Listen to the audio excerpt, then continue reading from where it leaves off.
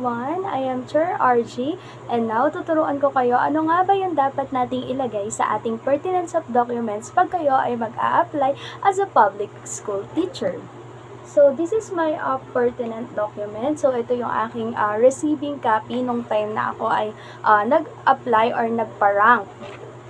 Okay, so as you can see, meron tayo ditong front page. And then sa loob, maglagay pa rin tayo para mas maayos siyang tignan.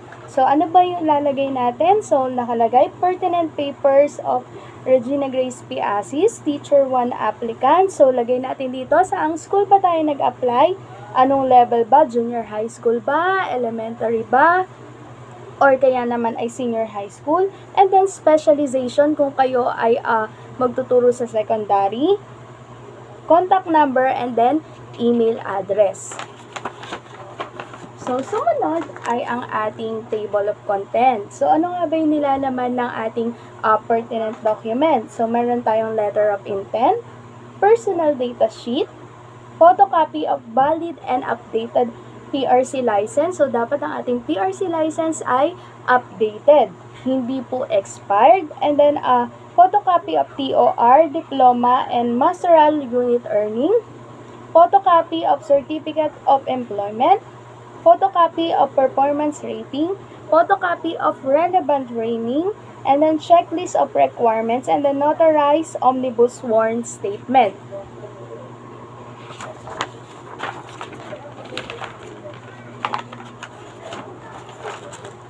Okay, so the first one, we have the letter of intent. So, nakasaad po dito kung ano po ba yung nais nating ipahatid po sa ating school division superintendent, kung anong posisyon po ba yung a-applyan, saang school po, and then ano po ba yung ating mga experience, yung ating pong natapos. So, yun po yung ating content po na learning of intent. Then, the next one is the personal data sheet. So, dito po maging maingat po tayo sa pag-fill up when it comes to the personal data sheet po. Okay, so, ganyan po siya. Pwedeng handwritten, pwede naman po na computerized. Make sure din po na baliktaran po. And then, lahat po ng mga unnecessary or wala po kayo, please put NA na lang po.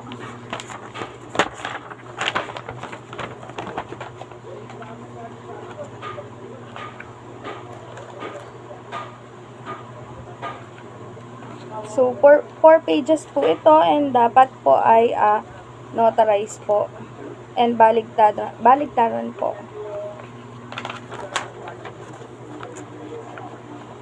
Then, next one is a photocopy of PRC license. So, ito po yung aking PRC license.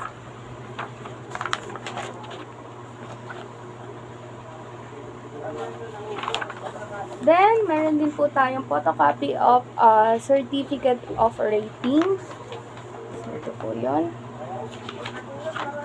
Ito po ay makukuha po natin sa PRC po. And then, meron din po tayong transcript of record. So, mas maganda po kung ang ilagay na po natin dito is yung pong na-certified true copy na po ng school.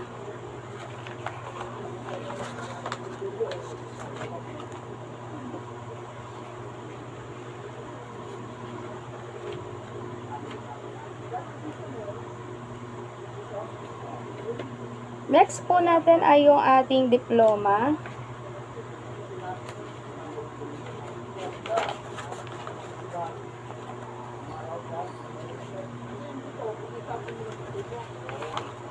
And then, kung meron naman po kayong unit earned sa masteral, ay po pwede po natin ilagay. Kaya ko po ay meron po akong 33 units po sa masteral, kaya po humingi po ako ng certification po sa aking school po, and then inattach ko na din po dito dahil may points na po yung mga may MA po sa bago pong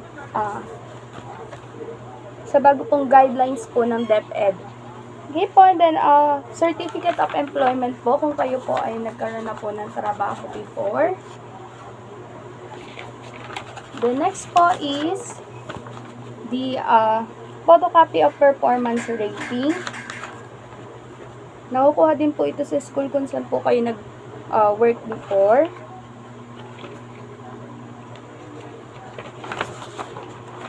And then, sunod naman po ay photocopy of relevant trainings po. Ito po yung mga trainings po na kinukuha natin.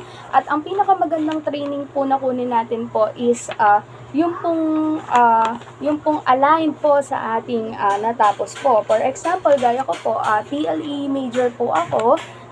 Kaya pang kinukuha ko po na training po is for TLE major din po.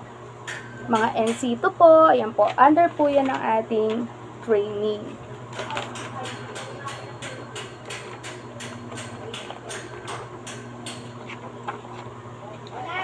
Then next po ay ang ating mga checklist po. Yan po, ang ating checklist of requirements po. And then, ito po yung ating checklist of requirements. Then, kasunod po nito ay ang omnibus po natin na notarize po. So, ito po yung content po or yung nilalaman po ng ating pertinent documents po na ipapasa po sa School Division Office po. And next time po, ituturo ko naman po ay kung paano po maglagay po ng tabbings po. Yun lang. Paalam!